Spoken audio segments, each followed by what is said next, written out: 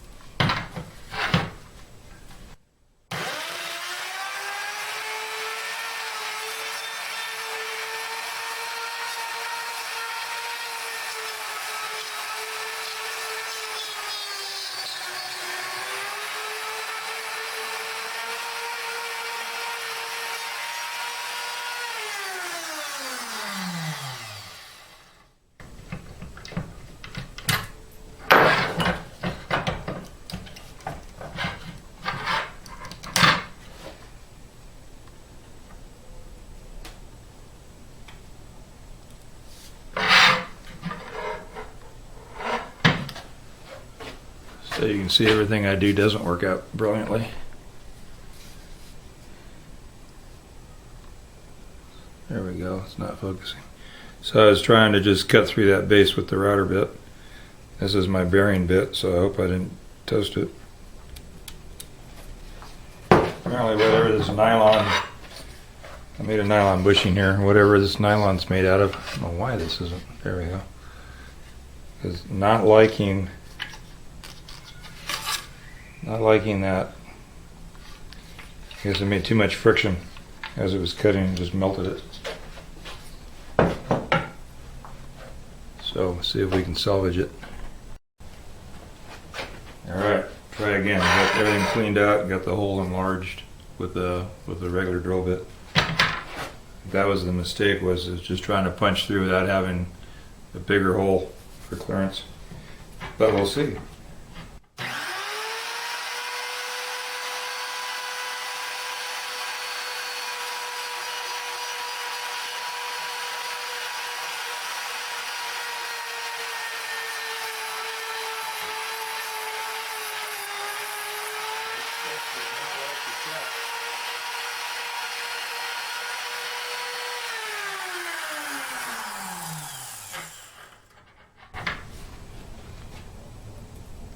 Yeah, this stuff does not like to cut. I want to see how far I can get out of this thing. Well, that should be plenty. That gives me plenty of depth for binding. I might even be able to. I don't have the cutter quite all the way in right now, into the chuck, but I think I'll be able to do that. Take it out and clean the bit up again.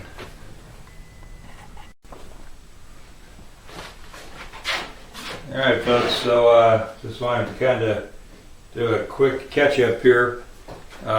This is all involved, or all because of the the 335, which is right here. And so I made a binding router jig here. So if you've seen these, you can buy them at LMI or StuMac or probably other places. Probably buy plans. I just went with what I had for a router, which is the Porter cable laminate trimmer. I've had that for eons. Yeah. And initially tried to get this to work where I was just clamping it to this backboard here, but it wasn't going to be adjustable without this base. So I went ahead and modified it to sit on the base, and the base is screwed into this 90-degree bottom, and then also screwed into the back plate. So it's real solid. And I can loosen this up, and there's a thumb wheel over here that you can raise and lower the router with. Anyway, so it's a typical thing. These are some guides, drawer guides that I had on hand. A lot of stuff left over from my cabinet shop days. And yeah, you're not going to be able to see it in this shot. I might take it apart later and show you. I had a nylon bushing that I rounded over in the drill press for the edge that rides on the top of the guitar. And this I'm going to cut out. It's just what the guitar is going to lay in.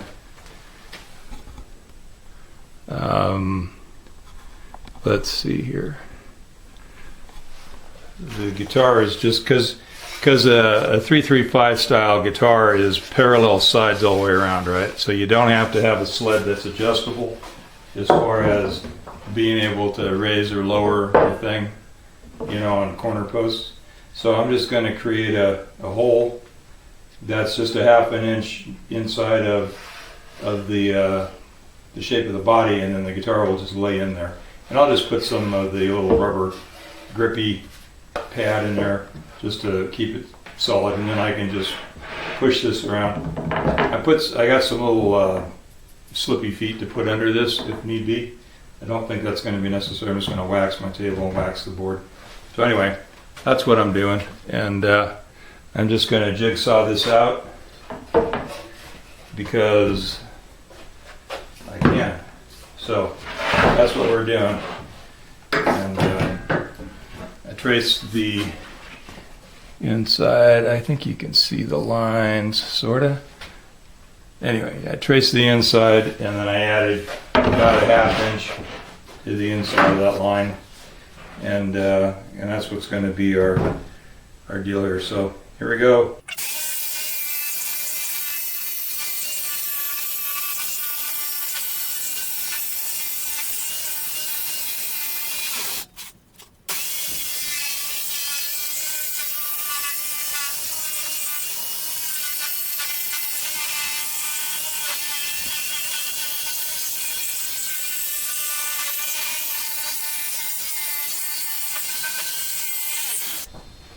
Alright, earplugs. There we go. So, I have I did the trim routing yesterday with getting the shot. Hello. Did the trim routing yesterday with just a flush cutter. The spring seemed a little light. It was pulling it up a little bit, so it wasn't critical for the trim routing, but I added a little S hook in here to just so this thing has more weight sitting on it. So I've got the StuMac version of the bearings, binding bearing cutter, so you have different size bearings with the same size cutter. And as you increase, or in this, well, decrease, so the bigger the bearing, the shallower the cut. So the smaller diameter bearing, the deeper the cut. So I've got their 3 bearings set, and I'm taking this down to 60 thousandths, but I'm starting out with 20. So I'll go 20, 40, 60, so I'll do 3 cuts. I'm not taking my full depth yet. I've got another fat 16th to get down to my full depth, maybe more than that. So Putting the earplugs in.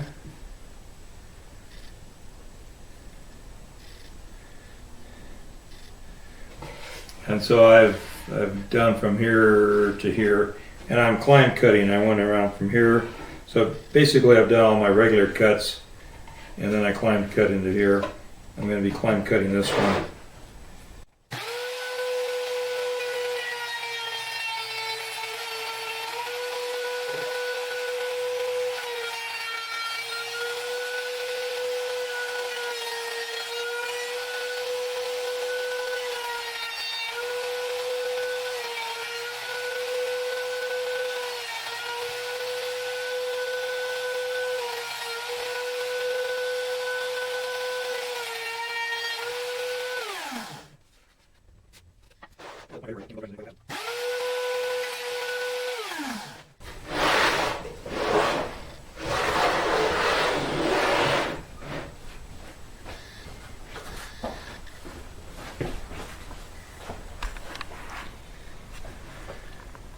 So, oops. So you can see that channel there, and if we go down a little bit, you can see the sled, and it's just a 3/4 inch melamine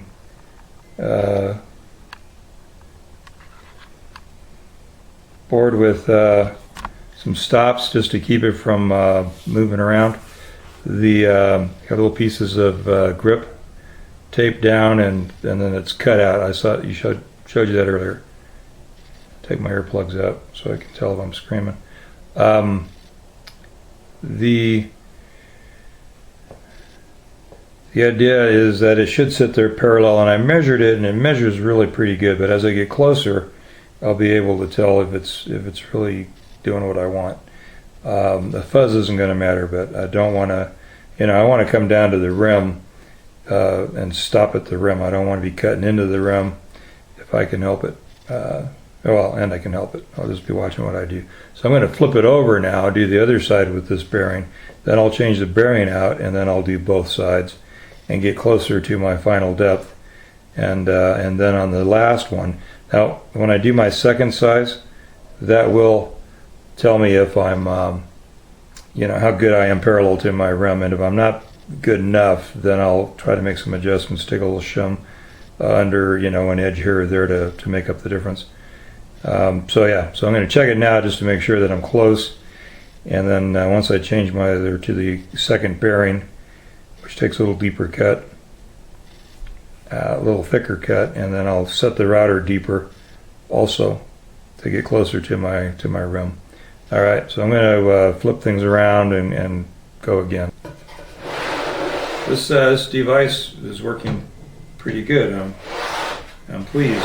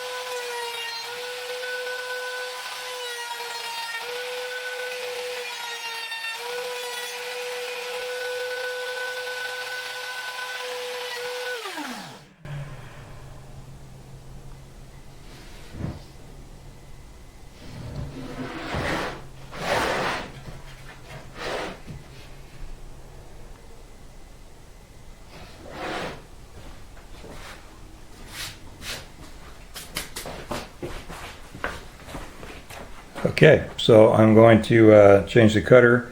I'm going to check that parallel on that cut to make sure that I'm parallel with my rim. And if it looks good, I'm just going to proceed. I'm going to turn you off for a while here.